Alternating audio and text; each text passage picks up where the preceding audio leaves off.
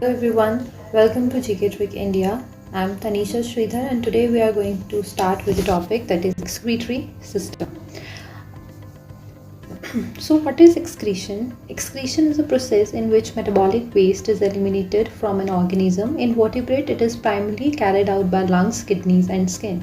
So it is the basic definition of excretion that it is the removal of the metabolic waste from our body. And in vertebrates are the organism, those who are having a backbone. So उनके case में जैसे हम लोग हैं human beings, हमारे body में जो excretion है it is carried out by lungs, kidneys and skin through sweating, जो कार्बन डाइऑक्साइड है या कुछ टॉक्सिक सॉल्ट्स हैं वो हमारी बॉडी से रिमूव करती है. एंड देन लंग्स हमारी बॉडी से CO2 कार्बन डाइऑक्साइड को रिमूव करते हैं. एंड किडनी जो मेटाबॉलिक वेस्ट है यूरिया उसको रिमूव करती है बॉडी से ब्लड को फिल्टर करके. So what is the need of excretion, why are bodies performing, या जो यूनिसेलुलर ऑर्गेनिजम्स हैं या प्लांट्स हैं उनकी बॉडी में जो एक्सक्रीशन है वो क्यों हो रही है. सो what is the need of excretion. Excretory system in human beings expel waste that are usually toxic when they accumulate in the body. So this is a very basic thing कि why our body do excretion. अगर हमारी body excretion नहीं करेगी तो ये जितने भी waste materials हैं, अमोनिया है, यूरिया है, यूरिक एसिड्स हैं, कार्बन डाइऑक्साइड है, टॉक्सिक सॉल्ट्स हैं, ये बॉडी में एक्यूमुलेट होना शुरू हो जाते हैं. और अगर ये बॉडी में एक्यूमुलेट होना शुरू करेंगे तो they will hinder our functioning. हमारी जो बॉडी की नॉर्मल फंक्शनिंग होती है, हमारे ऑर्गन्स की जो फंक्शनिंग होती है उसको हिंडर करेंगे. एंड एज अ रिज़ल्ट हमारी बॉडी अच्छे से काम नहीं करेगी. और दूसरा, अगर हमारी बॉडी में कोई इंजरी हो गई है, अभी अगर हमारी बॉडी में बहुत सारी इंटरनल इंजरीज जो हैं वो चली रहती हैं तो वो खुद ब खुद क्या होती है, रिपेयर हो जाती है. कोई सेल है हमारी बॉडी में या कोई टिश्यू है, कोई मसल है जो ख़राब टूट गई है, वियर एंड टियर चला रहता है हमारी बॉडी में.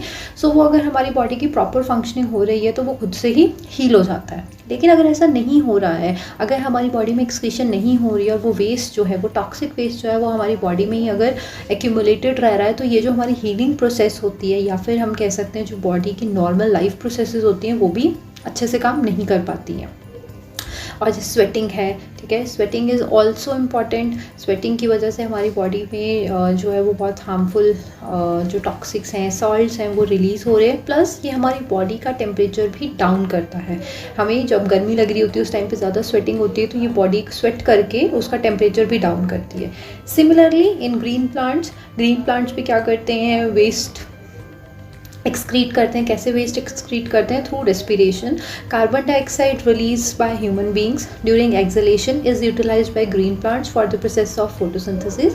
Plant get rid of excess water by transpiration and guttation. और जो प्लांट्स होते हैं उनके केस में जो वाटर है it can be act as excretory waste. ठीक है, अगर एक्सेसिव है तो ये ट्रांसपिरेशन या फिर ग्यूटेशन करते हैं. Transpiration is similar to sweating. ठीक है, और ग्यूटेशन क्या होता है, sometime you must have seen the drops of water on the leaves of the plants, तो उसको हम ग्यूटेशन बोलते हैं. वो प्लांट्स जो हैं वो उसको सिक्रीट करते हैं. Now next is secretion in human beings. So human beings की बॉडी में एक सिक्रेटरी सिस्टम है. उसमें क्या क्या आता है, pair of kidneys, a pair of ureters, a urinary bladder and a urethra. Here is a diagram. See here the 2 kidneys, then ureter, urinary bladder and the end is the urethra.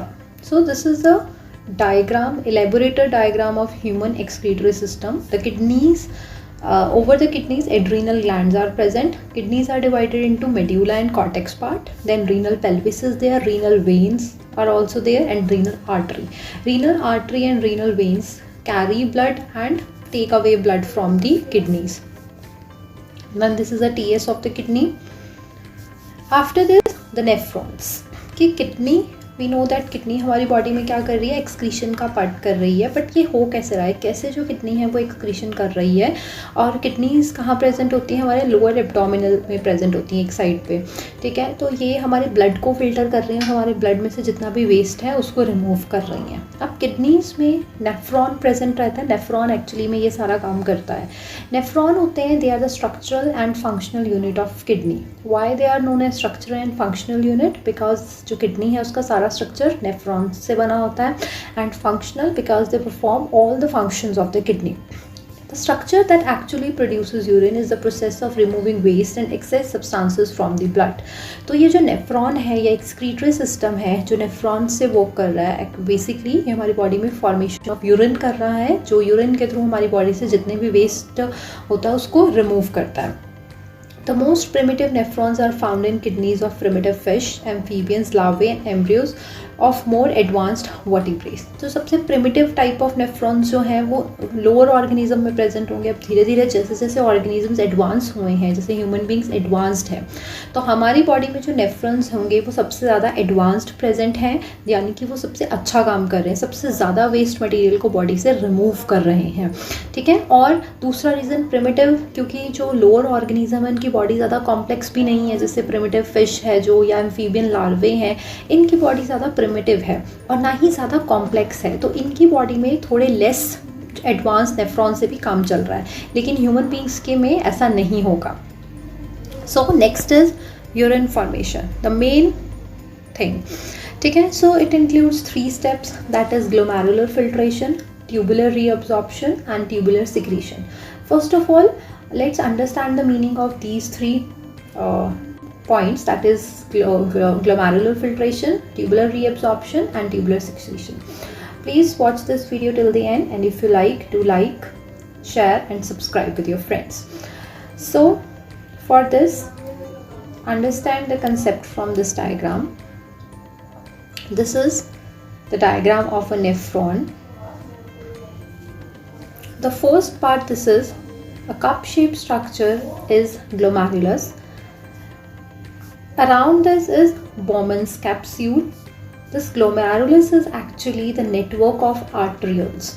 Arteries, network of arteries, and 2 type of arteries, afferent and efferent. Efferent arteriole brings the blood and efferent arterioles exits. So E for exit. Then next is the proximal tubule. Proximal tubule, then distal tubule, and the last is the collecting duct. Now what happens, first step is the glomerular filtration. So ये जो afferent arteriole होती है ये enter करती है इधर से और इसमें blood रहता है. ठीक है. ये पूरा जो network of capillaries है यहाँ पे अब filtration होगी, because as the name indicates glomerular filtration. यहाँ पे छोटे छोटे से pores होते हैं, जो blood है वो यहाँ से filter होके into Bowman's capsule आ जाता है, यहाँ पे Bowman's capsule में आ जाता है. बट ये पोर्स में कई बार क्या होता है, कुछ इंपॉर्टेंट प्रोटीन्स भी आ जाते हैं, एल्ब्यूमिन्स आ जाते हैं, which are not to be secreted from the body, they are important. ठीक है. तो नेक्स्ट स्टेप जो होता है दैट इज प्रॉक्सिमल ट्यूब्यूल जो होता है, यहाँ पे अब क्या होती है, रीएब्जॉर्प्शन होती है. Second step that is reabsorption. Reabsorption का मतलब क्या है, अब जो नेफ्रॉन में चीज़ आ गई है that means it will excrete out from the body, eventually it will excrete out from the body. तो रीएब्जॉर्प्शन का मतलब क्या है, this is nephron, let's suppose, और उसके अराउंड कोई एक ब्लड कैपिलरी है, यानी कि कोई आर्टरी है या ब्लड कैपिलरी है. तो जो नेफ्रॉन में इंपॉर्टेंट सब्सटेंस आ गया है एल्ब्यूमिन, अगर वो वापस से ब्लड में चला जाएगा तो उसको हम क्या बोलेंगे, दैट इज रीएब्जॉर्प्शन. कि जो ब्लड है वो वापस से अपना इंपॉर्टेंट प्रोटीन वापस ले रहा है, या कुछ भी जो भी इंपॉर्टेंट पार्ट है. ठीक है. तो यहाँ क्या होता है, ये जो प्रॉक्सिमल ट्यूब्यूल होती है इसके अराउंड ये जो इफरेंट एट्रियोल होता है, यही ऐसे क्या होता है, एक नेटवर्क की फॉर्म में अरेंज होता है, जिसको हम बोल देते हैं peritubular capillary network. Peritubular capillary network.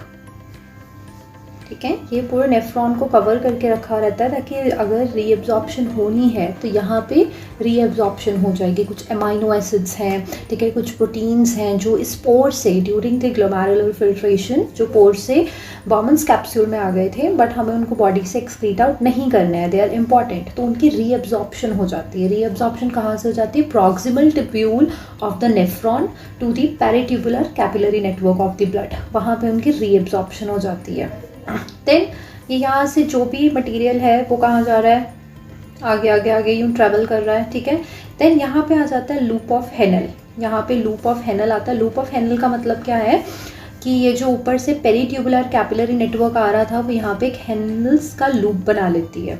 एक लूप लाइक स्ट्रक्चर जिसमें काउंटर करंट अटैक चलता है। काउंटर करंट का मतलब क्या होता है, ब्लड ऑपोजिट डायरेक्शन में फ्लो कर रहा है और जो इधर सब्सटेंसेस होते हैं नेफ्रॉन में वो अलग डायरेक्शन में फ्लो करते हैं। देन डिस्टल टिब्यूल आ जाता है जो लेटर पार्ट में प्रेजेंट है। प्रॉक्सिमल होता है जो पहले प्रेजेंट है, पास में प्रेजेंट है यानी कि, एंड डिस्टल का मतलब होता है दूर, जो दूर प्रेजेंट है। तो this is known as distal tubule. और यहाँ पे जाके जो पेरी ट्यूबुलर कैपिलरी नेटवर्क होती है वो एंड करती है। अब जो लास्ट स्टेप है that is secretion. So see here, secretion में क्या रहता है कि अगर अभी भी ड्यूरिंग द फिल्ट्रेशन कुछ हार्मफुल चीज़ें अभी भी हमारी ब्लड में प्रेजेंट हैं और वो फिल्ट्रेट होकर नहीं आई हैं, ठीक है, और उनको हमें बॉडी से रिमूव करना है, तो जो ब्लड है अराउंड दी डिस्टिल वो क्या करता है, सिक्रीट आउट कर देता है इनटू द नेफ्रॉन। उसको हम कहते हैं this is tubular secretion. But this tubular secretion is rarely seen in the case of human beings. It is most common और ज़्यादातर किसमें देखी जाती है, एम्फीबियंस या फिर फिशेज़ में। बट अदरवाइज होता क्या है ये ट्यूबुलर सिक्रीशन में, यहाँ पे अराउंड क्या प्रेजेंट है, यहाँ पे ब्लड प्रेजेंट है। तो अगर ब्लड में कोई हार्मफुल मटेरियल है, सपोज यूरिया ही प्रेजेंट है, अभी वो यहाँ से फिल्टर होके नहीं आ पाया, तो ये जो यूरिया है वापस से ट्यूबुलर में चला जाता है, ठीक है, प्रॉक्सिमल ट्यूब्यूल में चला जाता है, तो ये सिक्रीट हो रहा है, इसको हम कहते हैं सिक्रीशन। देन ये सारा जो मटेरियल है ये कलेक्टिंग डक्ट से होता होता बाहर निकल जाता है, और ये बाहर कहाँ निकलता है, यूरेटर में निकलता है। यूरेटर हमने पढ़ा 2 यूरेटर्स, देन वो कलेक्ट होता है into the urinary bladder and then through urethra body से बाहर चला जाता है। अब आप देख रहे हैं यहाँ पे बहुत सारे ऐसे बने हुए हैं, ठीक है, क्योंकि एक नेफ्रॉन नहीं है, there are millions of nephrons, तो बहुत सारे नेफ्रॉन्स की, किसी की डक्ट यहाँ के खुल रही है कलेक्टिंग डक्ट, किसी की यहाँ खुल रही है। इवेंचुअली एट दैट एक नेफ्रॉन जो होगा वो यूरेटर में ओपन कर जाता है और वो क्या करता है, जो भी मटेरियल रहता है एक्सक्रीट आउट होने को उसको यूरिनरी ब्लैडर में देन थ्रू यूरेथ्रा बॉडी से एक्सक्रीट हो जाता है। So this was the process of excretory system or excretion in human beings. That was all. Thank you very much. If you like this video, then do like, share and subscribe. Thank you very much.